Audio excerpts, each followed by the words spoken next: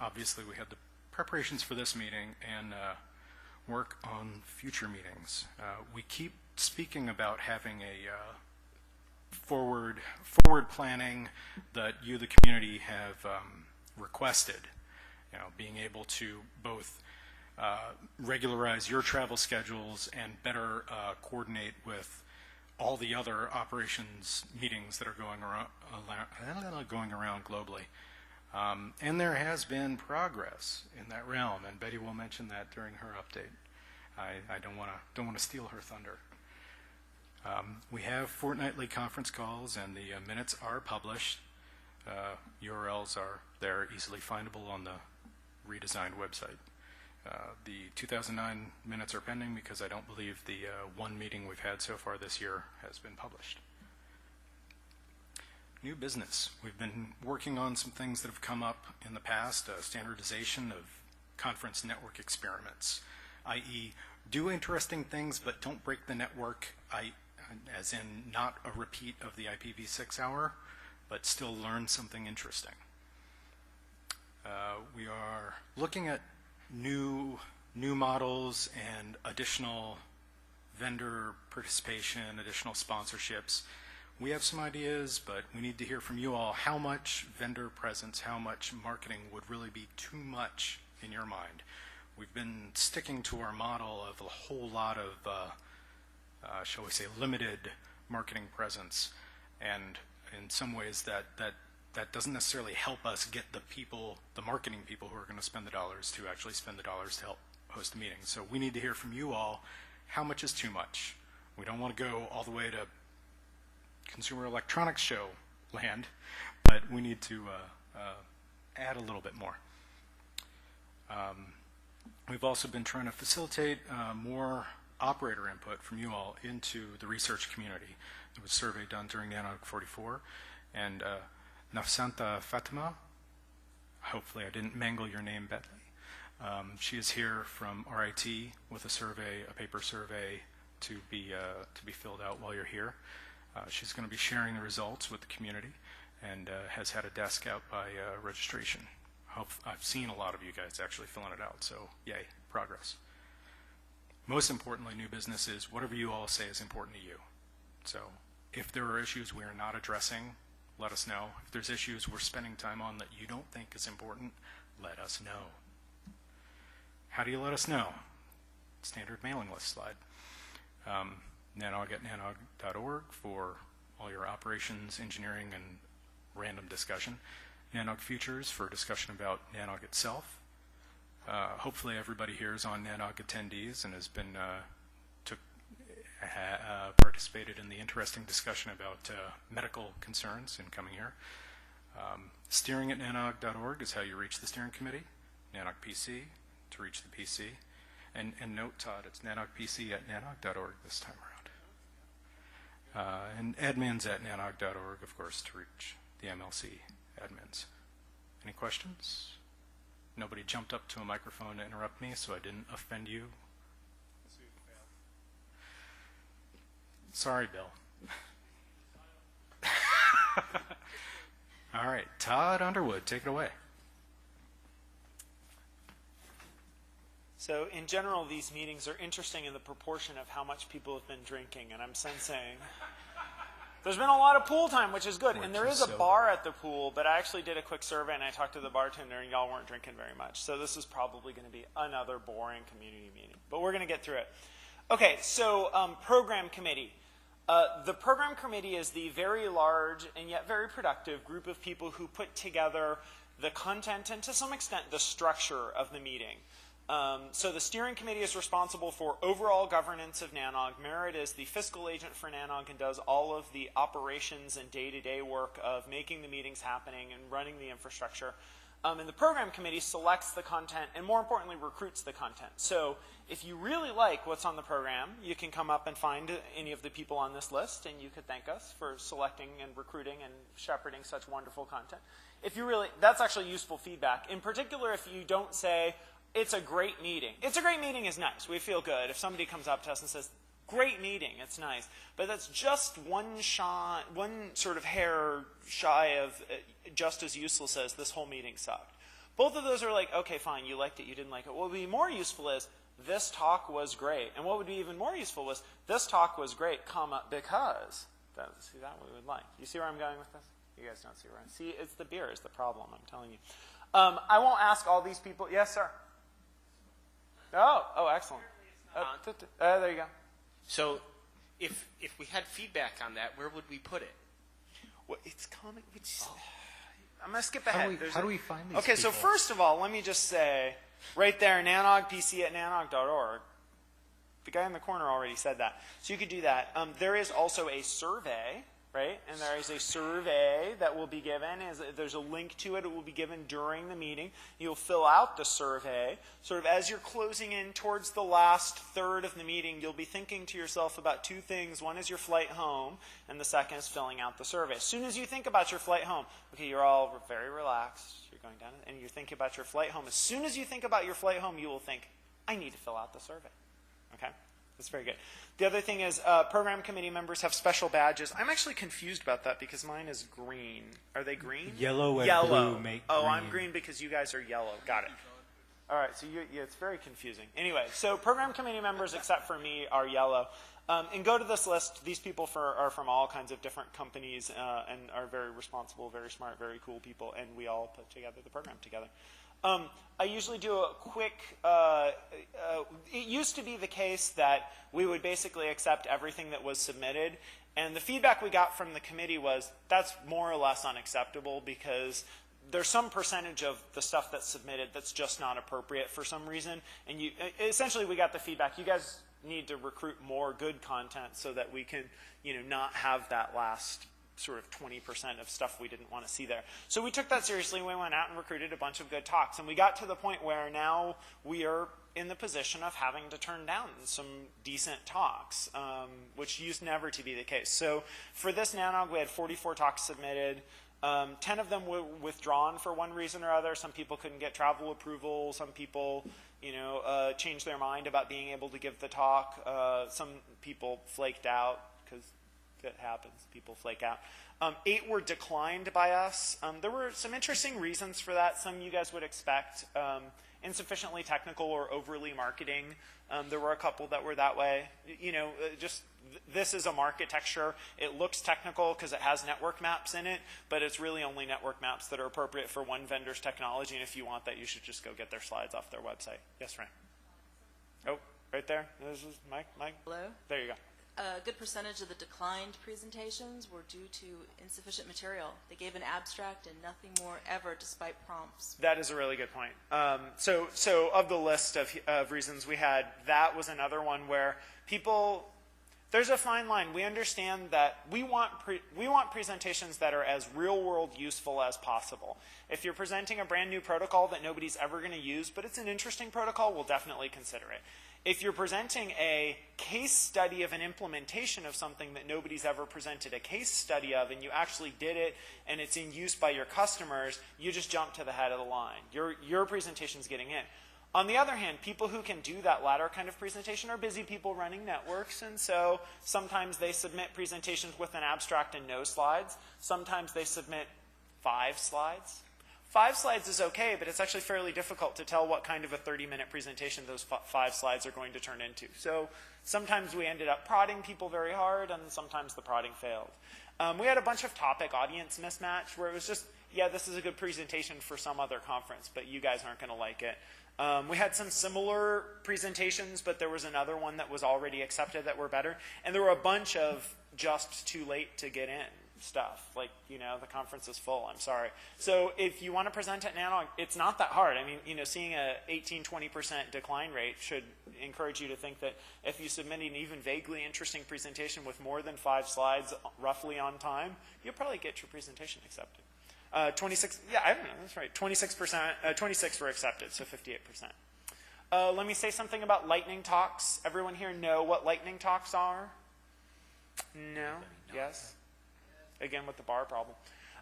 So this is an innovation that Steve Feldman brought to us. I think you got the idea from the Perl conferences, right? Is that?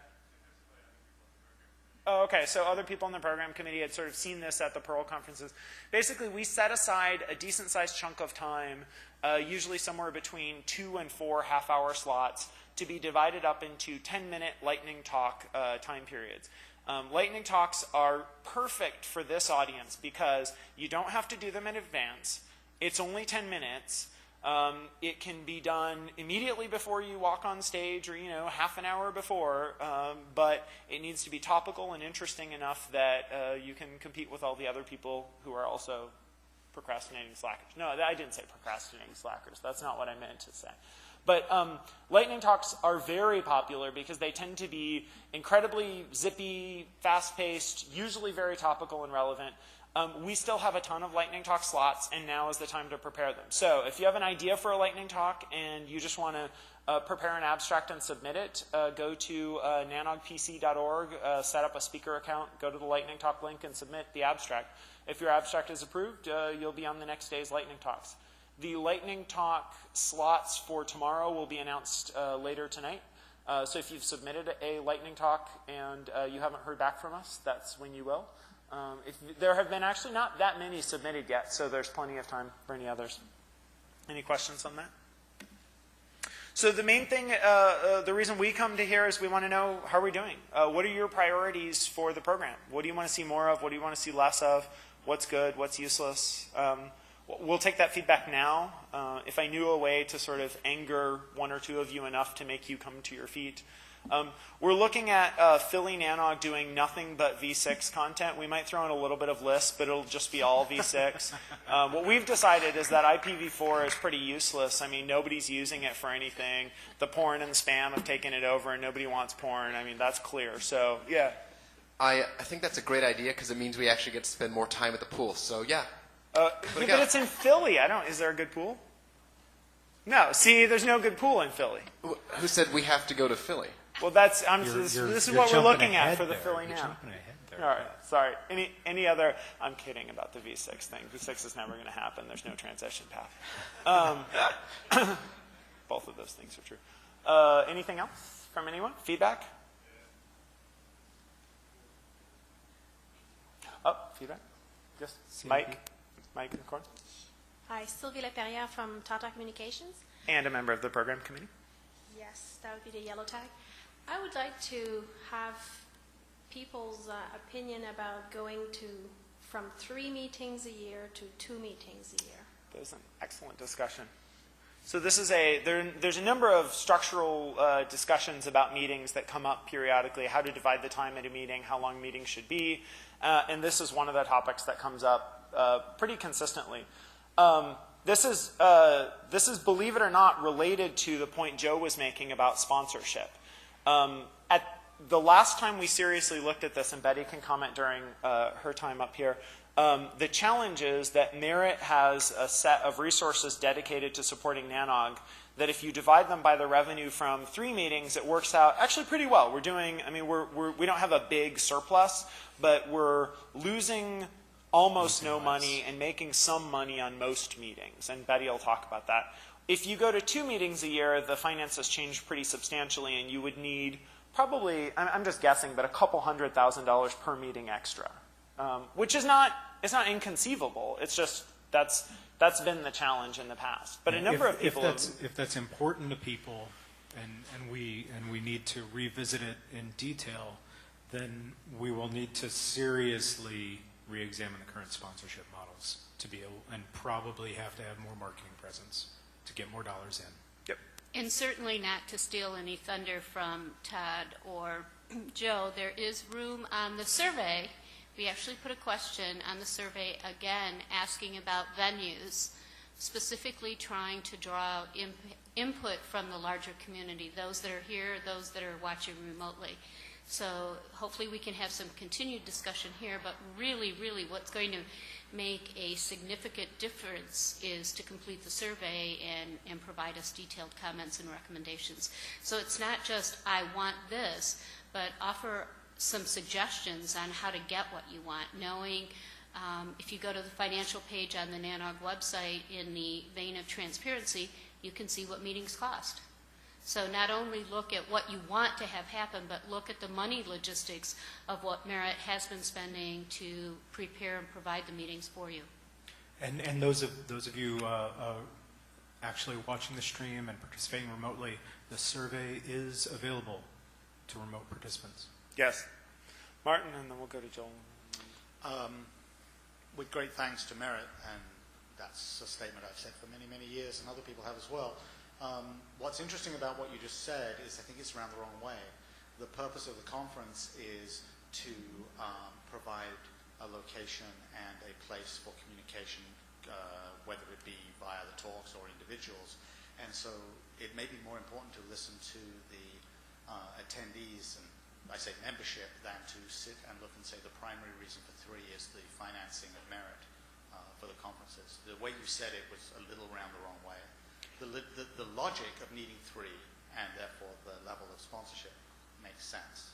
However, and if the survey deals with this, then great. But I can say, if Sylvie said it and I'll say it, I'd be happy and could come up with substantiation as to why only 2 meetings a year is needed.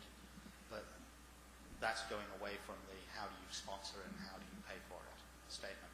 I'm looking at it from me, a member, me, a participant point of view.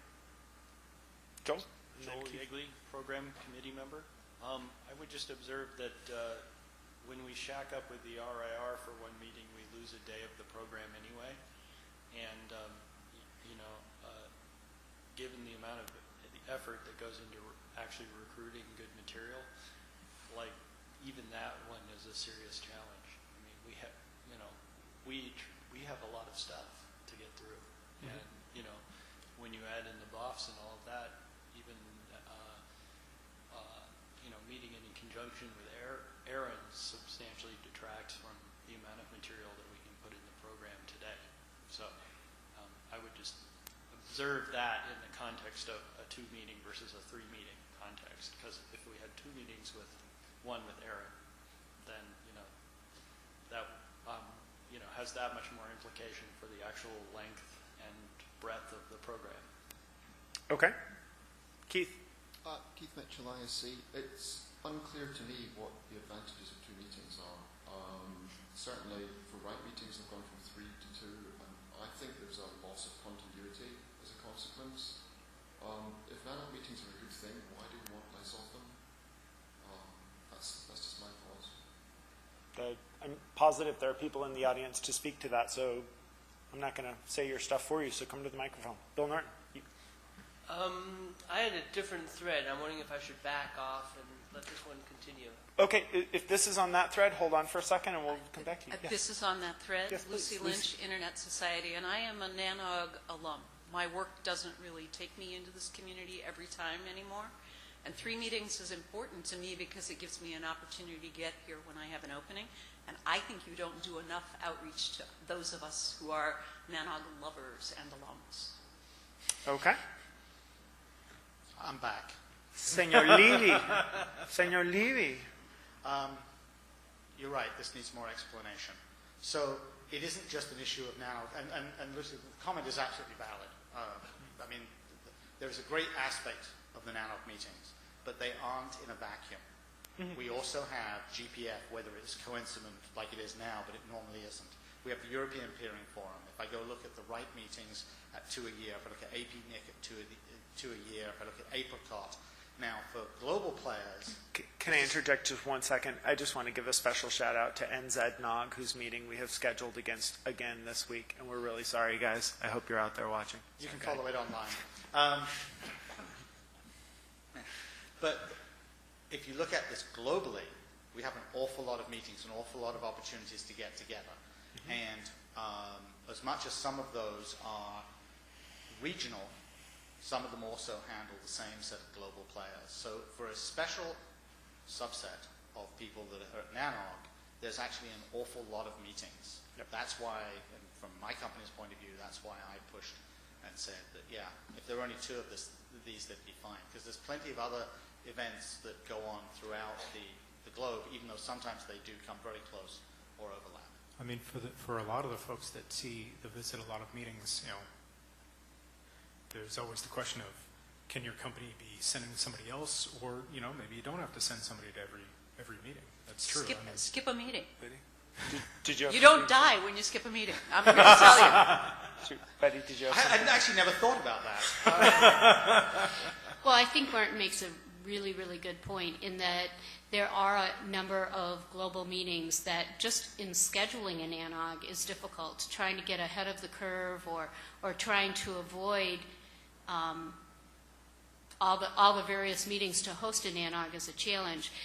A number of us who are actually the providers, the logistical providers of national and international meetings, had a bit of time to talk while we were in LA, and we're committed to having some ongoing discussions, of course, all driven by the community, but as logistical planners, what can we do? Does it make sense to align our calendars a little bit better? Again, this kind of discussion is important for all of us. You who have to travel to these various sites, and all of us who have to work hard to avoid overlapping with each other. So we all have the same goal.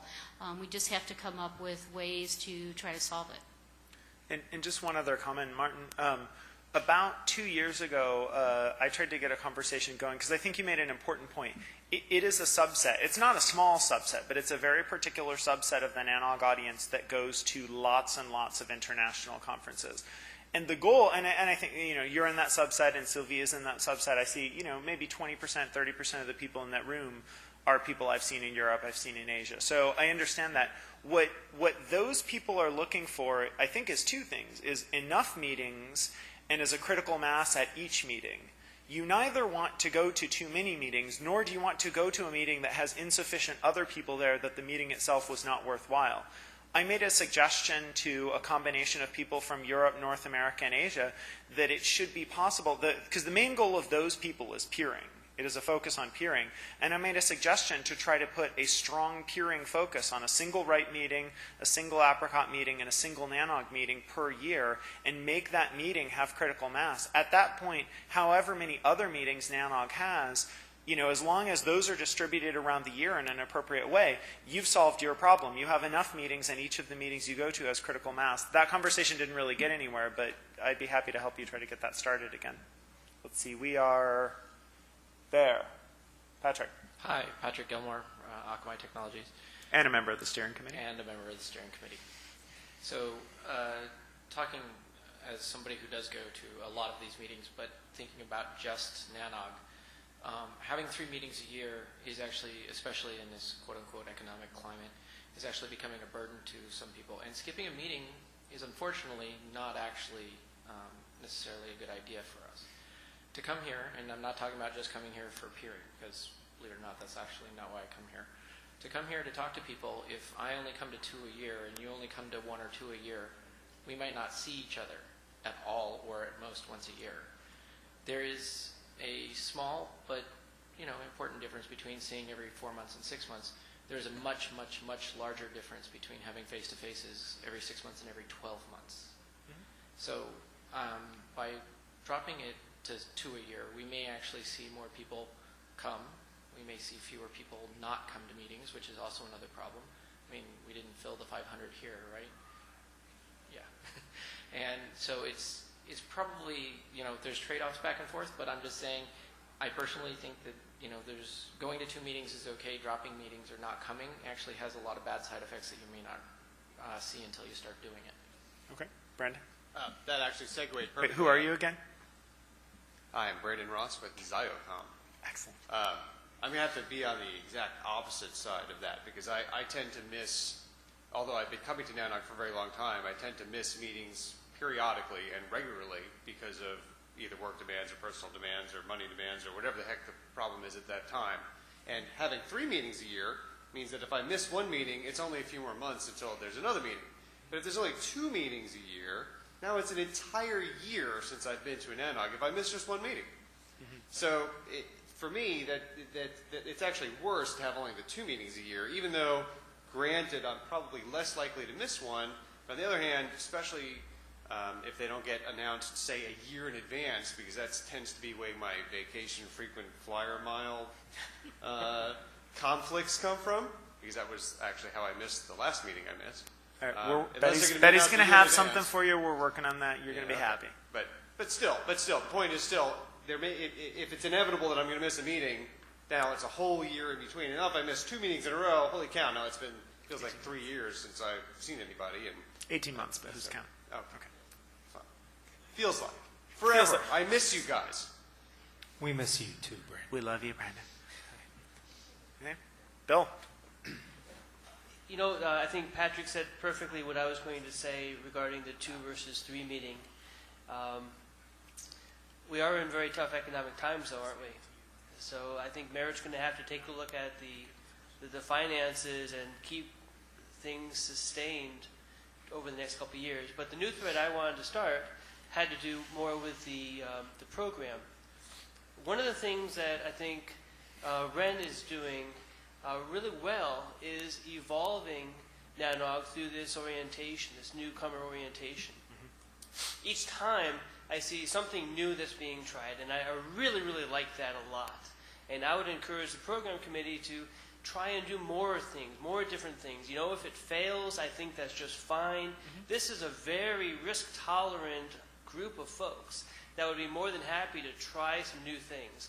So I would love to see, 1 or 2 things in this meeting next time that you say, we're doing something different this time, and we'd love to know how you feel about, 4 breakout sessions happening at the same time among these different communities of interest. Or we're trying a new ad hoc BOF that's going to happen Sunday night at 6 o'clock. You're going to put up pieces of paper of things that you're interested in on the wall and groups, whatever. I've been trying to do that one for a while. I just can't organizationally get it off the ground yet. But yeah, we want to do that. Only on a I'm just making ones up. But no, that's a good one. I like it. I'd like to see 1 or 2 or 3 new things at each NANOG that we try, and hopefully half of them fail, but the ones that really succeed will be really cool, and no other operations forum will have done them. Okay. Noted. Let's wrap the discussion here since there's no one else at the mic. I'm going to hand it off to Chris to talk about the mailing list committee. Betty will have a lot of substantive information about the organizational and finance structure during the merit report, and then at the end we can talk about all this some more. Chris. Thanks, Seth. Hi, I'm Chris Foster. I'm the mailing list committee chair. And I'm going to try to make this as quick and painless as possible for you. We've gone over all of this before. The mailing list committee was formed several years ago, and it's by us and for us. Merit provides us support, and we as a community run the mailing list. Currently it is Randy Epstein, who is here sitting down in front. Myself, Sue Joyner, Simon Lyle, and Tim Yoakum, and Steve Feldman helps us out as a liaison between the steering committee and the mailing list committee. Oh, I'm sorry. The numbers beside the names are when these terms expire. So you'll have Randy and Tim for another 1.5 years.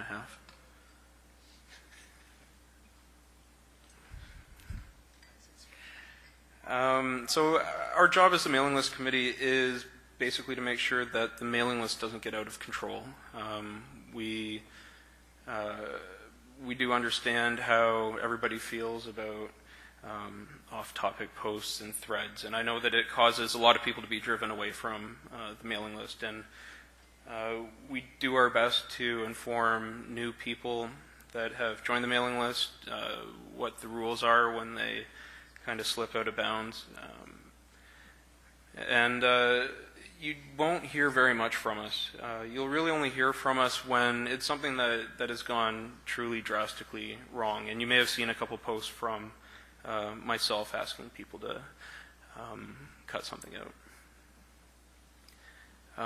So again, this is a community-run mailing list, and we need your involvement. And I know there's a lot of you who used to be on the mailing list, who used to read the mailing list and contribute to it regularly. And you're very knowledgeable and clueful people, and we need you back on the list, contributing and really trying to bring something of value back to it, because it is a useful tool when someone needs to reach out to the community as a whole and without you, we're a little lost. So we do have a sense of humor. I did get some private emails when I complained publicly about a haiku that went around. And you know what, there is a lot of humor in a lot of the posts, but what we really expect from you is that you're going to contribute some content to it as well, and something that almost 10,000 people can read and get something out of. Oh, sorry, is there a question over here? A request. And I'm on a number of mailing lists, some of which have stats that tell you who posted high posting and whatever in the course of a week or whatever. I'm not really interested in that. But there are some extremely long threads on NANOG, and I know that people get tired of those. I would be really interested in stats month to month on joins and drops, particularly if those drops are related to some of those threads. Okay.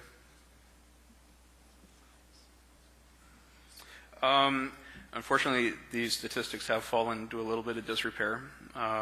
So I don't have especially anything that granular, but that's something that we can talk about. And I'm sure that it would actually be very helpful to see how much damage some of those threads are actually doing to the membership. Where we left off in October at the last NANOG, there were only 9 people that we had warned, and immediately following NANOG, there was actually 1 ban. November, only 5 reminders, 2 formal warnings. We do distinguish between the two. The formal warnings are usually for something more severe, especially personal attacks, which we do not take lightly. December was quiet, and January we had a couple very long, very useless threads going on. So a lot of people were reminded and warned about these kind of things. So like I said, bans, very, very rare. These are not something that we want to do. I mean, we don't want to kick people out of the community. It just doesn't make sense. It's not what we're trying to accomplish. We only do it after 3 formal warnings. So there are a lot of contributors that are getting up there, and I think they need to step back and really take a look at what they're posting to the list. And just so that you understand, the ban is not for life. We've limited it to the longest remaining time a current MLC member has on the mailing list committee. So there is a NANOG attendee list. No one's used it so far for this NANOG, but if you'd like to... Has there? Maybe I'm not subscribed. That would be beautifully ironic. Oh, I'm sorry. Well, thank you for using it. There was a medical thread. Chloroquine. You need chloroquine to go to... Beware. Oh, beware. that was probably tagged as spam. Beware. Your pharmaceutical filter may be too tight, Chris. I gotta tell you, I unsubscribed from the main NANOG list, but the NANOG attendee list is very valuable. That's really cool. Thanks for doing that. Good, no problem. All right. So there is also a wiki, nanog.clupon.net. And this is something that you could also think about utilizing. There's a lot of stuff that is probably more of a sticky type subject that operators might find useful. What the mailing list committee is looking for from you is some ideas for other possible forums. We've been tossing around internally the idea of creating a web-based forum, or even going to a fully moderated list, not leaving the main list as is, but running in parallel a moderated list in which we would forward substantive postings. We'd like to get some discussion going. This probably isn't the right place for it or the right time, but Randy and myself are here. You can approach us at any time and talk to us about this. NANOG Futures is there. You can talk about anything about NANOG on NANOG Futures. And we could take any small questions now, or you can feel free to email us at any time. Steve Philbin. Hi, I just wanted to echo thanks from the steering committee. You're doing a thankless job, so you probably don't get this very often, but I'm glad you're up there doing what you're doing. Even gladder it's not me. One of the things, I did want to have one comment. One of the things that's really hard to bring into balance is the level of moderation, what's appropriate, what's not appropriate on the main list. Judging by the fact we've had few complaints recently, I tend to think that we've had a pretty good balance, but I wanted to encourage everyone here, anyone on the list, listening, whatever, to make sure you let us know what you think. If too few, too many warnings, topics, things that are on or off topic, we'd really like to know so that we serve what you want and not just what we think you want.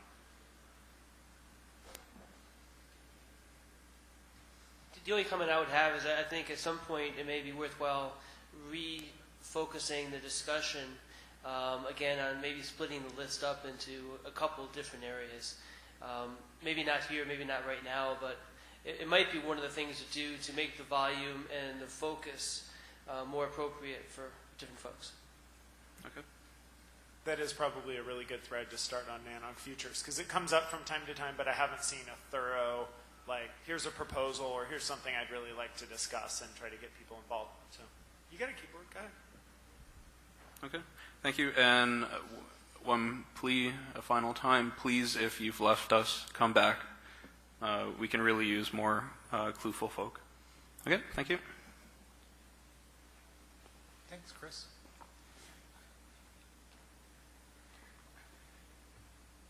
Okay. Space. All right, I guess that's me. Spacebar again. Yeah. Can you hear me? Can everyone hear? I hate good, because I really don't like that thing. I'm going to be quick with my slides. I'm going to breeze through them and then hopefully engage in some discussion at the end, because I'm sensitive to our time for our reception tonight and want to make sure that we leave a lot of time for the follow-on discussion. As with all of our meetings that we have, it's important for Merit to acknowledge we can't do these meetings alone, and the thoughtfulness of our hosts going forward, coming forward and offering to host a NANOG is truly appreciated by us at Merit and certainly by the community, so we want to give them their due. The contributors as well. Sometimes contributors are really underrepresented. They don't actually give us cash or do as much as a host, but there are key pieces of the infrastructure that make this meeting possible. So if you haven't said thank you to some of the folks that are here from these agencies or sent them an email, please do. Oops. The break sponsors are also important. They get something out of being here and talking to all of you, but more importantly, we get some financial contribution from them. And at this meeting, it has been very, very, very helpful to have a few more break sponsors. Beer and Gear, our traditional sponsors, I think the report early on is that it has been a successful return for the sponsors to come here to the Dominican Republic and be here to be with you. When we planned this meeting, we weren't really sure that there would be a following, and it's really, really nice to know that the sponsors still believe in the model, although they have some recommendations on changes we might want to consider as well.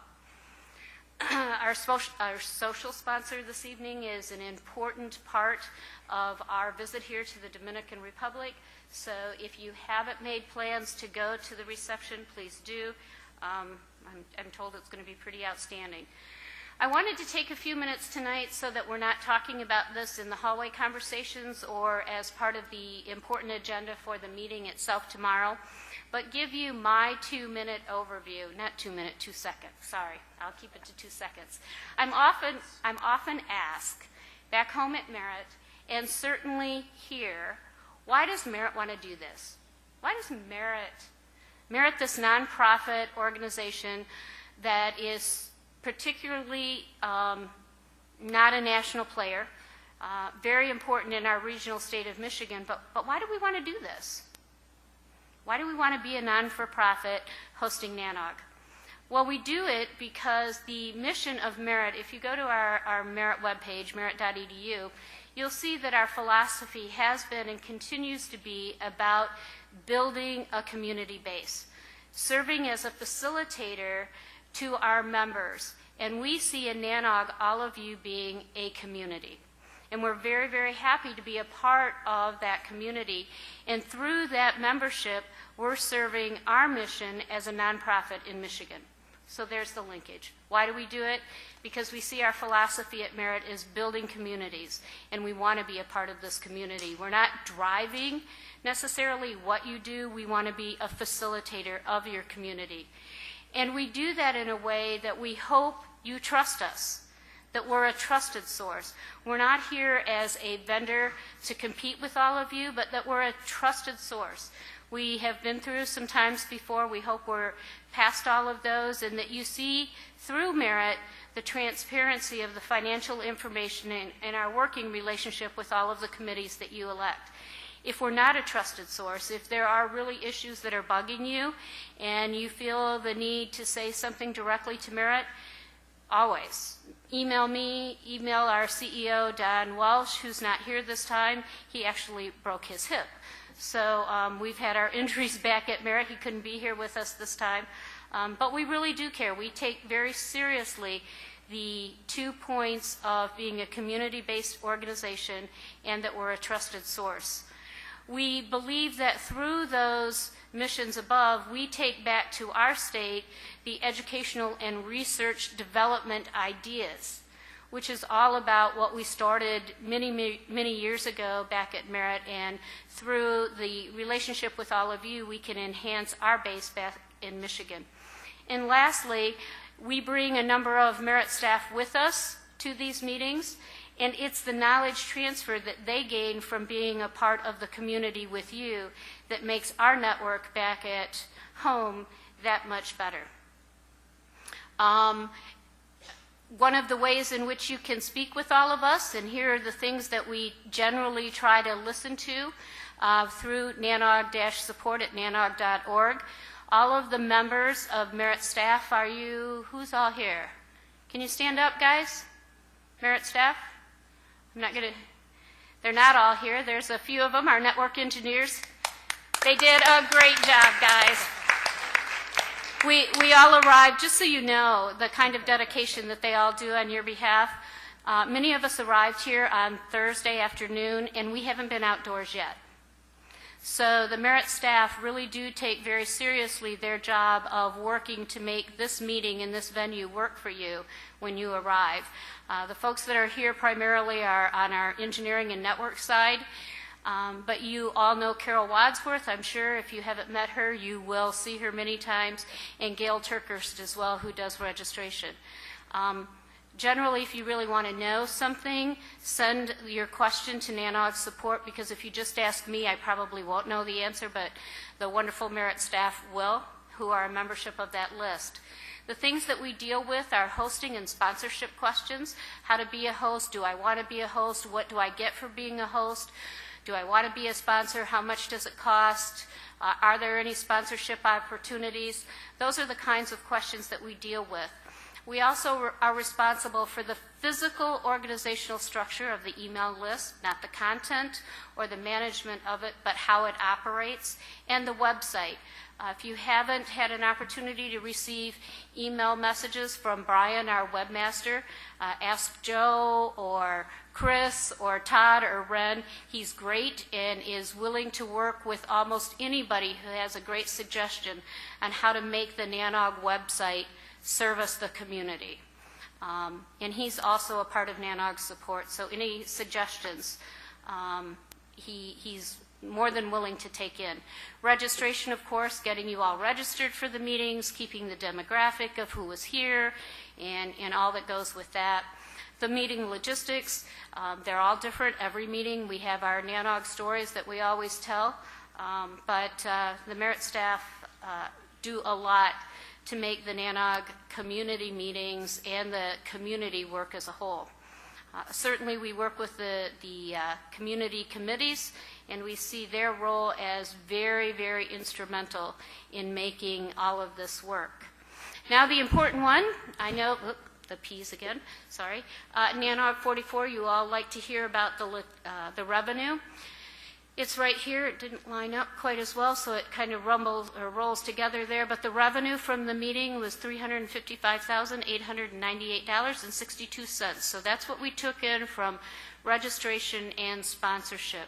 The expenses that we attributed to that meeting and the way expenses happen are those expenses that were just for the meeting and the quarterly expenses of the merit overhead or staff charges assigned to that meeting. So for that meeting, the expenses charged to the activity was $308,888.99. The expenses break down in those categories, the salary, non-salary, we all know what those mean. Non-salary is made up of equipment, supplies, staff travel, hosting, and the general overhead. What it cost NANOG for its share of the merit rent and insurance and legal fees and all the other things that we all know what G&A are. That means that the NANOG 44 balance is $47,009.63. I want to make an important point. That balance does not go back into the merit general fund, if you will. There is a separate account back at Merit that is set aside to carry forward these balances. Those balances are used because in order for us to accomplish the next set of meetings, we have to have cash reserve. We have to have cash reserve in the bank account to go out and submit hotel contracts. So that's why this whole discussion about 2 meetings a year, 3 meetings a year, should we go back to the same locations, new locations, and all of those discussion points that you'll see on the survey and that we'll be having over the next few days are important. As Joe mentioned, it's been a goal of not only NANOG but the steering committee to get meetings scheduled way in advance. This is the first time ever since I've been engaged that we can report we have the next 3 meetings anchored. We're going in June, which is NANOG 46, to Philadelphia. Comcast is going to be our host. So at the conclusion of this meeting, the new website will be up. Probably 2 weeks after that, we'll have the hotel reservation link up so you can actually begin to reserve. NANOG 47 in October is going to be in Dearborn, Michigan. We're very excited. I worked very hard with our partners, Arbor Networks, and Merit itself to bring NANOG back to Michigan. It's been a really, really long time since Merit stepped forward and said, you know, we need to host a meeting, and so we're very excited about NANOG 47. NANOG 48, a year from now, if you can believe that, Data Foundry and GigaNews is going to host in Austin, Texas. Also very excited. This is just amazing that we can actually publish these dates this far in advance. The discussion is around what happens for NANOG 49 in June and NANOG 50 in October. We actually have some open discussions with some possible hosts. So if we want to make any changes, we should be doing it soon, or it'll be also very exciting that we can publish the next 2 years' worth of meeting dates and locations and give us some time to continue to review and discuss. Thank you, Betty, for this and for working hard on this, because we've been trying to get here for quite some time. And it takes a serious capital outlay and a serious level of trust from the board at Merit to actually underwrite all these contracts. Thank you. I was going to echo that, but at the same time, I wonder, are these clashing at all with any other future meetings, or were you able to position them so we don't have that awkward period of time? If you look on the national calendar, there are teeny tiny bit of rushing from one airport to the other, but we're not overlapping. There's some closeness. Some may not be as comfortable with the closeness of the meetings, but we're not overlapping. So I answered but didn't answer. No, we're not clashing, but we're close to some of the other meetings. Well, not we tend to be close to ripe in October. June, I mean, there is, like we overlap with NZNOG this time. We overlap with PACNOG for a piece of June, not the whole time. A little bit of Usenix, not the whole time. Not too bad. It's pretty good. It's not the best of scenarios. As we look at the next year, the next set of meetings out, we'll be in the driver's seat. So we're catching up. We're not quite where we wanted to be, but it was important for us to be able to get the merit board support, get the revenue that we needed in the bank to convince them to take the risk for Carol Wadsworth to negotiate all these hotel contracts, and for hosts to want to go that far forward and say, yeah, count on us. We'll be there for you. So there are a lot of things that had to come into an alignment just to get us here. Now I would have to say we're in the driver's seat. Yeah, I would say that we would know that when we were building this buffer time, there would be conflicts because other meetings have gotten further ahead of us in their scheduling. And now we're more in the, given this schedule, we're more in the future cloud where other folks don't have stakes in the ground, so we're all able to plan around each other a little better. I'll just echo that. There have been other groups, especially some of the more regional NOGs, that have tried to schedule around us. NZNOG, I think, is one of those. And because we haven't been able to put our schedules out far enough in advance, we've ended up stepping on each other. This way, we'll be there. They can schedule around us as they want. Hi, I just want to make it clear in case, because we talked a lot about this, but it didn't come real clear to me. The SC actually spent a lot of time looking at where all the other meetings were, and we made very clear, conscious decisions based on the limitations we had inside of where we could get space, which hotels were open, and what the other meetings were. And we made a gigantic effort to not step on other meetings whenever possible. But if you look at the calendar, that's not physically possible. So I personally did some work looking at where the overlap was, like if Apricot overlaps more than Ripe does and things like that. And we tried to pick meeting times that would be the least inconvenient for the least number of people. And if we failed, I'm sorry, but it's not for lack of trying. Okay? And the very concrete, more honest way of saying we've gotten out ahead of the other meetings is that now there will continue to be roughly just as many conflicts, but we're going to blame it on someone else. Well, and as I mentioned earlier, I think that going forward, Merit is now finding engaging conversations with other organizations who are working to schedule with us or near us. There's a whole different dialogue that's going on internationally with those that do meeting planning, as opposed to just what date do you have, but really what date and where are you looking at. So there's a whole level of additional dialogue that's going on that supports the community agendas. So the other useful thing to point out is specifically there are locations that people have asked us to schedule that we haven't been able to get because we haven't scheduled far enough out in advance. Like Comcast in Philly, we only got because there was a big cancellation.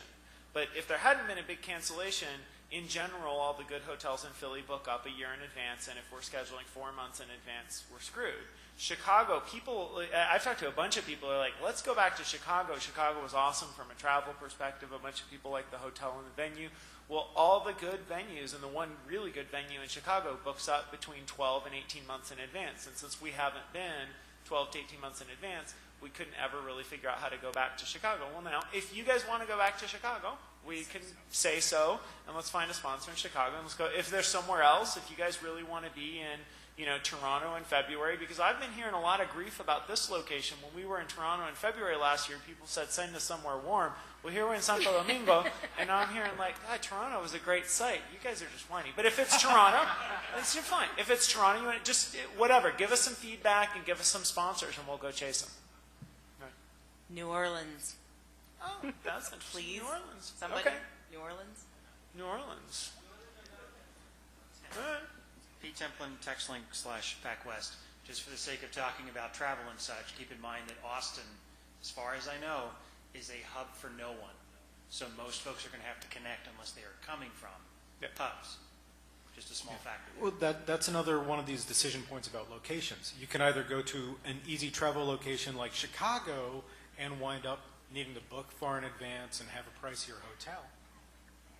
Or if you go to Austin, yeah, it's a tier 2, and everybody will have to take at least one connection. But conversely, it can be more affordable in some of the venues, or easier to book. And here's the key budget number. Again, I'm the one who has to worry about all these numbers most of the time, so I just want to point out to the community, the decision about location fits right into that number that says $128,000. So there's a direct relationship in the budget to the venue. So it's not a big deal. I mean, we can make it work. But again, because we're all community-based, and at the end of the day, we're all looking at that bottom number so that we can make sure that we have a reserve going forward. It's okay with us. We just all have to realize that a one-stop city will cost more money. Well, and just, I'm going to grossly oversimplify, but some of it might be true. Look at 3 cities from a financial perspective. The Redmond, Bellevue NANOG, LA NANOG, and Albuquerque NANOG. So LA NANOG, really expensive location because it's a big city, but so many people came that we made money. I mean, it was one of the best attended NANOGs ever because it's in a location a lot of people can get to really easily. Tons of last-minute registration from people who are like in the region. All right, so expensive, but we made it up in attendance. Bellevue, pretty expensive location, decent location, but not enough people came. And so it was well attended, but it wasn't really well attended, and so we lost money on it. Albuquerque, mediocre to crappy location. I lived there for 8 years. I go with crappy. Some people say mediocre. It's just, perspective. But it's not easy for many people to get to. Not a big local population, although we had some local attendance. But it didn't matter because all the hotel costs were so cheap, we made a little bit of money on it. So these are the kinds of, that's the kind of scenario. Can you get it in an expensive place that's easy to get to, and so many people will come, it doesn't matter that the hotel costs a bunch of money? Or do you put some of them in more out of the way, cheaper locations, knowing that you're not going to get, 600 people, but you might get 300 people? So these are, and both are fine. Like, what we want is input from people of what do you want. It's okay to do meetings. The other thing that people have referred to it as that NANOG fund. We'd really like to have $1 million in there instead of a couple $100,000 in there because it increases the flexibility that we have to do stuff more in advance. We're not just, we are money grubbing people, but it's not just money grubbing, right? We actually want to be able to do more stuff. And so that goes back to the sponsorship question of, are you guys willing to put up with banners somewhere? Do you want to see more gear at more time and we get more money from it?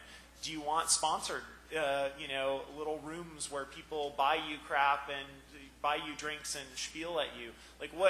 All of these things, you guys know, you guys go to other conferences, you get spieled at, and those conferences make money off of that, and we don't do any of that stuff.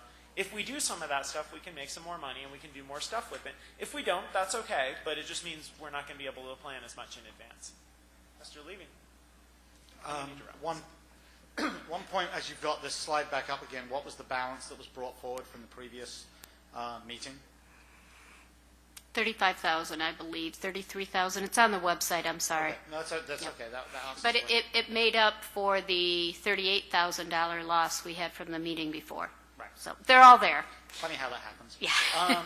And then to Todd's point, as much as you've got all of the comments about the different cities, with 44 after this 45 meetings in our pocket, surely there must be some statistical information there that really shows whether, last-minute local people versus Albuquerque actually is a good idea. And there must be either there's some data there or there isn't.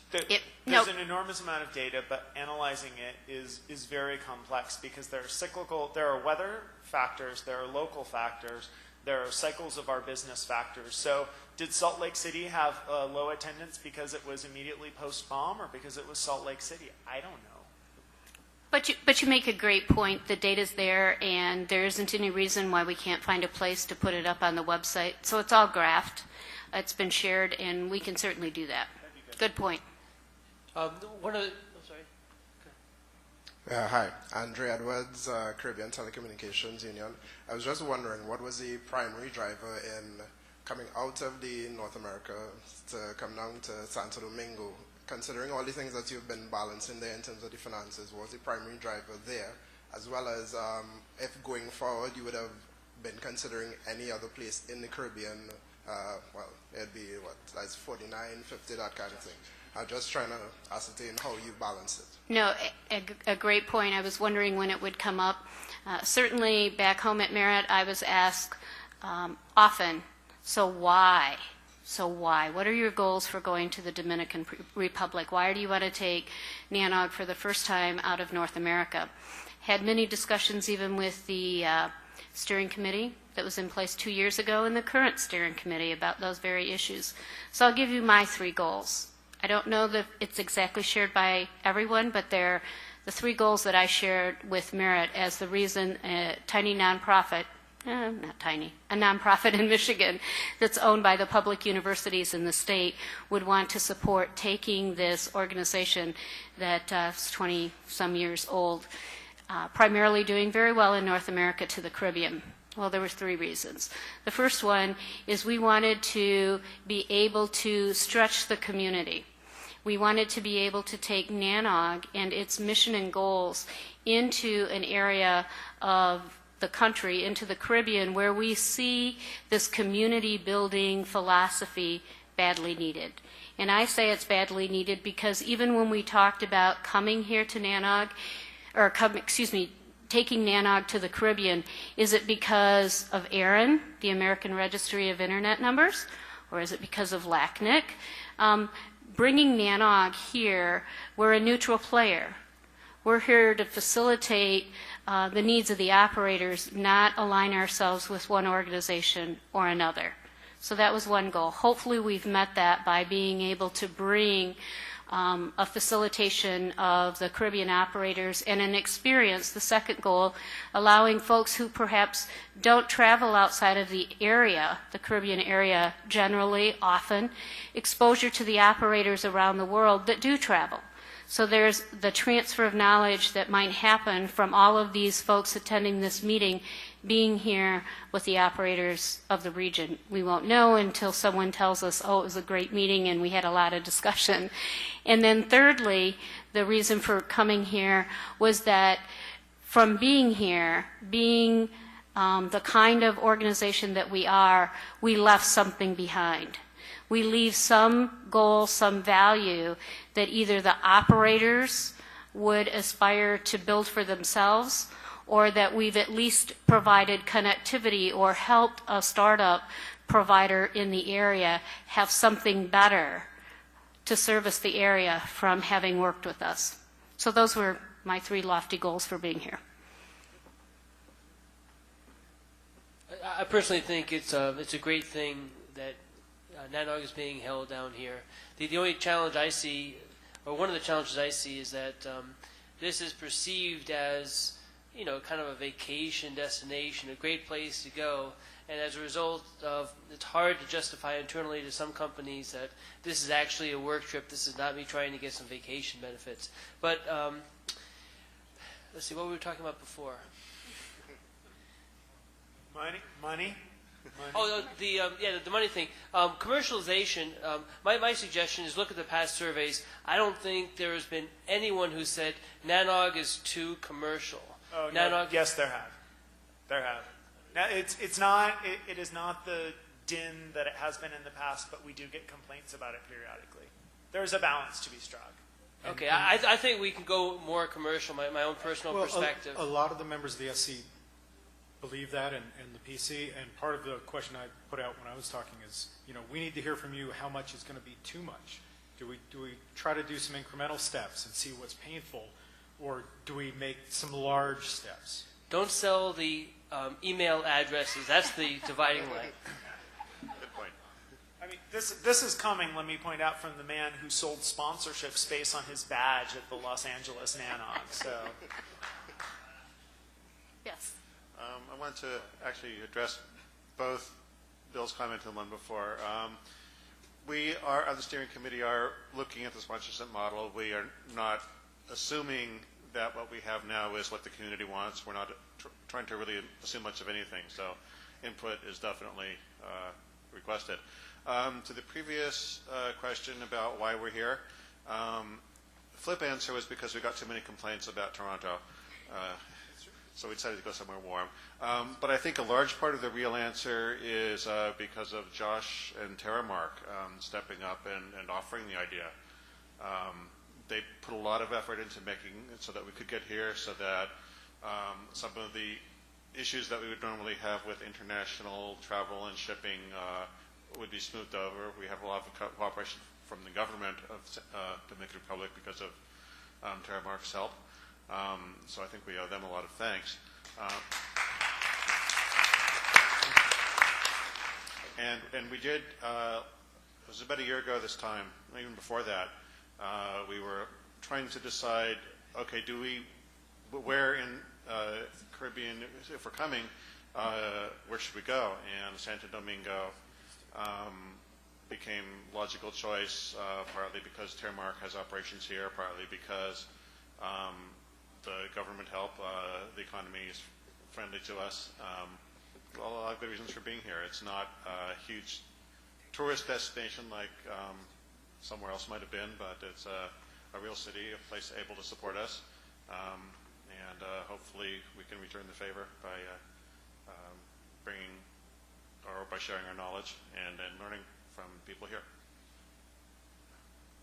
Yeah, hi, Andre again. I must say that I'm thankful that you all did take the initiative to come down this way because we have been trying to build up the network operators community, and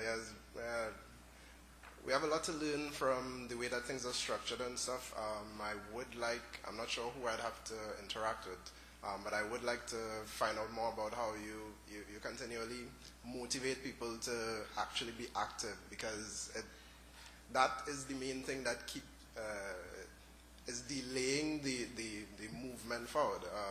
The more that people are focused on, oh, I'm too busy and that kind of stuff, and not considering the value in the interaction. So I'm curious about how the things that you have done, the pathways that you've gone through, trying to learn more about the history that you've gone to get to this place so that we can then build something going forward. So I'm not sure who to interact with, but you could always point me. Well, I'm sure your question will engage a lot of folks in this room to come and find you and have a conversation with you. You can certainly find me around. I'm here, there, and everywhere around the meeting venue, and look for anyone with a yellow badge, or what color are we? Blue, which are members of the various committees, and I'm sure that they can impart some wisdom or some thoughts on that subject. Suzanne Wolf, ISC. As far as the question about commercialization and how far to go and what direction to take it, I don't think you need to worry about whether people are going to be offended by banners in sort of the overt commercialization kinds of things, maybe as much as historically we tend to think of it.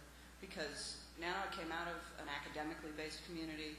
Many of us in the room and at the meeting came out of that same background. But we've changed, times have changed, and NANOG's allowed to change too. The thing I'd be concerned about is the balance between sponsorship and revenue and content, because people do trust NANOG to be a place where you can get up and say, the industry's screwing up, or people are not handling this set of issues well. And we don't name names because that's just not how we've ever operated. But there's an expectation that people will be able to say, we as the industry or we as the internet are not doing something we should be doing, or are doing something we shouldn't. And I'd hate to see you lose that. Duly noted, duly noted.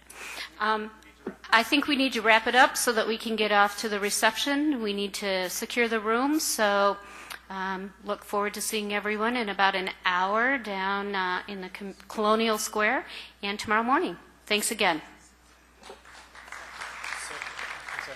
Yes, so buses leave out front in 8 minutes. Be there.